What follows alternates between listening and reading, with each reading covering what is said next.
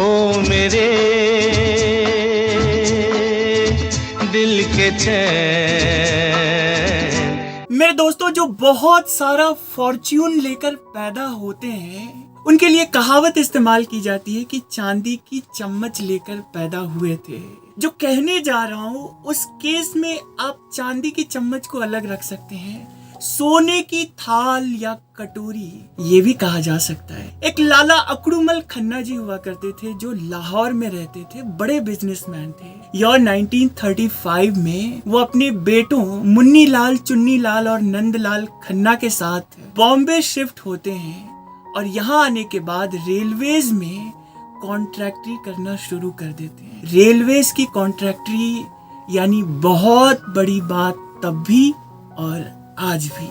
इसी परिवार में मुन्नी लाल खन्ना के 3 बेटियां थी और नंदलाल खन्ना के 6 बच्चे, जिनमें से 4 बेटियां और 2 बेटे नरेंद्र खन्ना और जतिन खन्ना, जिनको घर में प्यार से काका कहा जाता था। पंजाबी में काका छोटे बच्चे को कहा जाता है, काका, चीची। मगर अफसोसनाक चुन्नी लाल खन्ना जी की कोई औलाद नहीं थी और ये सबसे बड़ा दर्द चुन्नी लाल जी को हमेशा परेशान करता था। सो खन्ना फैमिली ने म्यूचुअली डिसाइड किया कि एक बच्चा जो है वो चुन्नी लाल जी को दे दिया जाए और चुन्नी लाल खन्ना ने नंदलाल खन्ना के सबसे छोटे बेटे जतिन यानी काका को अडॉप्ट कर लिया।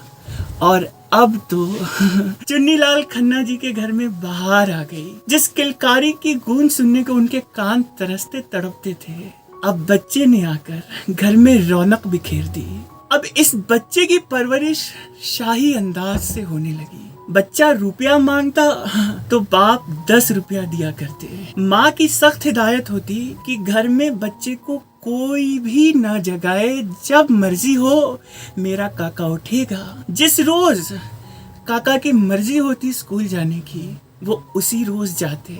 अब जब बड़े हुए जतिन यानी कि काका, तब फादर ने कहा कि बिजनेस ज्वाइन कर बेटा। बेटे ने कहा कि मुझे एक्टिंग में इंटरेस्ट है, फिल्मों में काम करना है। चुन्नी लाल खन्ना ने 5 साल का वक्त दिया और पैसे भी और कार भी कि ले बेटा अब तू अपने लिए स्ट्रगल कर। राजेश खन्ना मतलब जतिन खन्ना, जो अब राजेश खन्ना बनने की तैयारी कर रहे हैं, वो ऑडिशंस वेन्यू पर अपनी इम्पोर्टेड कार से जाया करते और देखने वाले देखते तो जल भुन के कोयला हो जाते कि ये किसी रईस बाप की बिगड़ी हुई औलाद है जो अपना शौक पूरा करने के लिए ऐसे ही आते जाते रहता है। मगर film fair talent Hunt contest को जीतकर जतिन खन्ना ने साबित किया कि उनके भीतर टैलेंट है और नाम भी बदल लिया राजेश। और राजेश खन्ना को जीपी सिप्पी ने फिल्म दी राज और फिर आखिरी खत चेतन आनंद ने। दोनों फिल्में आई मगर ज्यादा कुछ हुआ नहीं और फिर तो जतिन खन्ना यानी कि राजेश खन्ना हाथ पांव इंडस्ट्री में मारते ही रहे। लेकिन सबसे बड़ी लॉटरी लगी राजेश खन्ना को फिल्म आराधना से।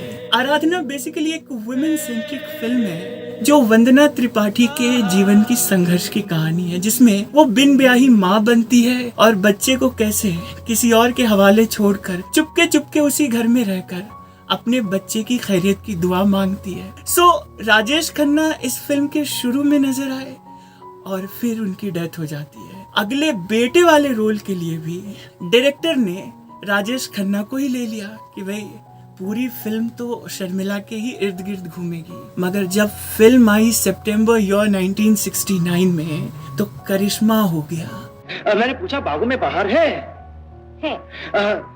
कदमों पे निखार है? तो तुमको मुझसे प्यार है। और राजेश खन्ना अब एक नया नेशनल ऑब्सेशन बनकर अपने चाहने वालियों के लिए कहते हैं कि नशे का काम कर रहे थे। उनकी गाड़ी पर लड़कियों की लिपस्टिक के निशान, उनकी गाड़ियों से उड़ते हुए धूल को लड़कियां मांग में भरती थी। उनकी तस्वीरों से लड़कियां शादी कर लेती और उनकी फिल्में देखने जाती लड़कियां तो जैसे कोई डेट पे जा रही हो, सज संवर कर। और काका राजेश खन्ना की भी अदाएं है कि जब वो पर्दे पे आते और पलकों को झुकाकर गर्दन नीचे करते हुए अपनी तीरे नजर से देखते तो लड़कियों को लगता कि वो उन्हीं को देख रहे हैं। राजेश खन्ना का वो गुरु कॉलर शर्ट और वो हेयर स्टाइल उस वक्त नया क्रेज बन चुका था। फिर तो राजेश खन्ना की back to back super duper blockbuster फिल्मों का दौर शुरू होता है। ईयर 1971 में फिल्म आनंद आती है। जिंदगी और मौत ऊपर वाले के हाथ है, जहां पर उसे ना तो आप बदल सकते हैं ना मैं। सपोर्टिंग एक्टर थे अमिताभ बच्चन। फिर आती है ईयर 1973 के मई में द एंग्री यंग मैन वाली छवि लेकर आते हैं अमिताभ बच्चन। जब तक बैठने को न कहा जाए शराफत से खड़े रहो। ये पुलिस स्टेशन है, तुम्हारे बाप का घर नहीं। मगर तब भी राजेश खन्ना का जलवा था।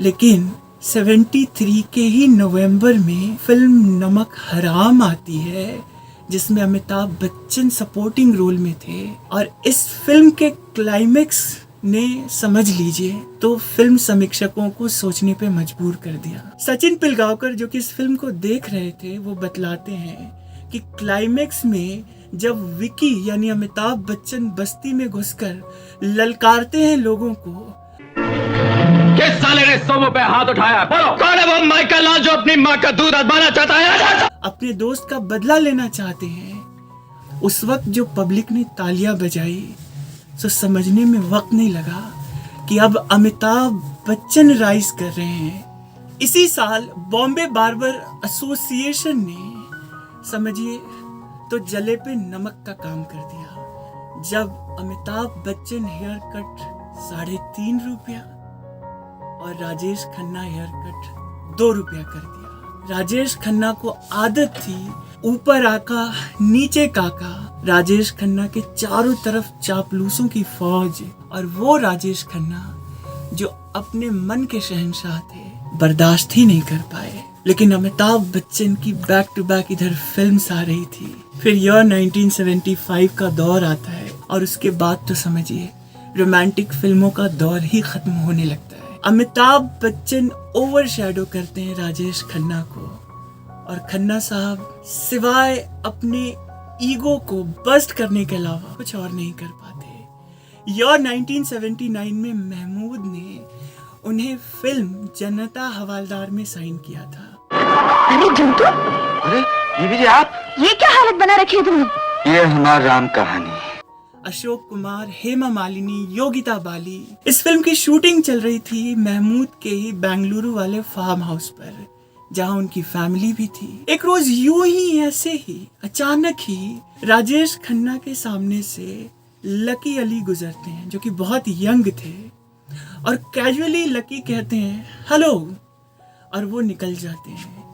उस वक्त राजेश खन्ना के ईगो को वो चोट पहुंची कि उन्होंने तय कर लिया कि वो अब समझाएंगे कि मैं राजेश खन्ना हूं और मुझे कोई कैसे कैजुअली हेलो कह के निकल सकता है। सो अब सेट पर उन्होंने लेट रिपोर्ट करना शुरू किया, जिसकी वजह से पूरी टीम जो है वो डिस्टर्ब होती, शेड्यूल बिगड़ रहा था। यूनिट को सिर्फ राजेश खन्ना की वजह से इंतजार करना पड़ता। महमूद ने इशारों इशारों में कई बार समझाने की भी कोशिश की और गुजारिश भी, मगर राजेश खन्ना को तो दी राजेश खन्ना साबित करना था। मगर महमूद का जब सब्र का बांध टूटा, सर से पानी ऊपर गुजरा, तब ऑन द सेट पूरी यूनिट के सामने महमूद ने एक जोरदार थप्पड़ राजेश खन्ना के गाल पर लगा दिया। अशोक कुमार, हेमा मालिनी और योगिता बाली टकटकी लगाए हैरत अंगेज देखते रह गए। खैर, इस एक्शन का कोई रिएक्शन तो हुआ नहीं। महमूद ने इतना ही कहा, पैसे दिए हैं तुमको, वक्त पर आओ, शूटिंग खत्म करो। राजेश खन्ना को वही करना पड़ा। उनका ईगो तो सेटिस्फाई नहीं हुआ, उल्टे उनकी भद्द हो गई। फिर तो 80s का दौर शुरू होता है। सनी, जैकी, कुमार गौरव और संजय दत्त जैसे स्टार किड्स और कुछ और नए लोग आते हैं और अपनी जगह बनाते चले जाते हैं। इस दौर में अमिताभ बच्चन भी कहीं मिडिल ऑफ द विकेट थे और वो पॉलिटिक्स में गए थे। इधर राजेश खन्ना कुछ नाकाम एक्शन फिल्म करने की कोशिश करते हैं। सिवाय सौतन के उनके हाथ कोई खास कामयाबी लगती नहीं है। 90s का दौर आता है, वो पॉलिटिक्स ज्वाइन करते हैं। वहां भी कामयाब नहीं रहते। फिर 90s आता है और चले जाते हैं एक अकेलेपन के पूरी तन्हाइयों से घिरे हुए उस माहौल में जहां ये सुपरस्टार अपने वक्त का अपने बारे में सोचने को मजबूर है कि आखिर ऐसा क्या हुआ कि उसको कोई सेकंड चांस नहीं मिल रहा है। 2012 में राजेश खन्ना हेवल्स के लिए एक एड कैंपेन शूट करते हैं। बाबू मोशाय, मेरे फैंस मुझसे कोई नहीं छीन सकता। ये डायलॉग कोई ब्रांड एंडोर्समेंट तो नहीं लगता है, अलबत्ता किसी गुजरे जमाने के सुपरस्टार की खलिश और उसके दर्द की ये बयानबाजी जरूर लगती है। 2012 में ही राजेश खन्ना दुनिया से कूच कर जाते हैं, चले जाते हैं, मगर राजेश खन्ना जिनके फैंस आज भी वाकई बहुत हैं, मैं खुद भी हूँ, वो राजेश खन्ना हमेशा एक शेर कहते थे, इज्जतें चाहतें शोहरतें हमेशा रहती नहीं, आज जहां मैं हूँ कल कोई और था। ये भी एक दौर है, वो भी एक दौर था, मगर शायद इसी शेर के मर्म को खुद खन्ना साहब नहीं समझ पाते कि हर चीज का दौर मुकर्रर है, दौर बदलते रहते हैं, उनके साथ बदलना पड़ता है और वक्त ने किसी के साथ भी बेवफाई करने में कभी कमी नहीं रखी। वो ये भी नहीं समझ पाए कि जिस बंगले को उन्होंने राजेंद्र कुमार से खरीदा था, जिसका पहले नाम डिम्पल था, उन्होंने आशीर्वाद रखा था, वो बंगला भी किसी और के हिस्से चले जाएगा। आज बिक चुका है वो बंगला, और उसी आशीर्वाद बंगले को राजेंद्र कुमार से पहले भारत भूषण ने किसी से खरीदा था। वो जमीन का टुकड़ा आज भी कार्टर रोड पर वही है।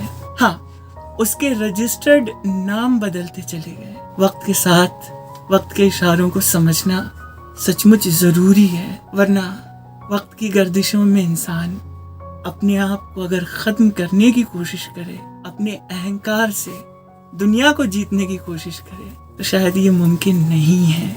आज यहीं रुकता हूँ, अगले वीडियो में फिर मिलूंगा। तब तक वही जो हर वीडियो में कहता हूँ कि कभी किसी से बैर नहीं, सच कह रहा हूँ, क्योंकि कोई गैर नहीं, सब अपने, सारी दुनिया अपनी। बाबू मोशाय, हमारी मुश्किल मालूम क्या है? हम आने वाले गम को खींच तान कर आज की खुशी पे ले आते हैं और उस खुशी में जहर घोल देते हैं।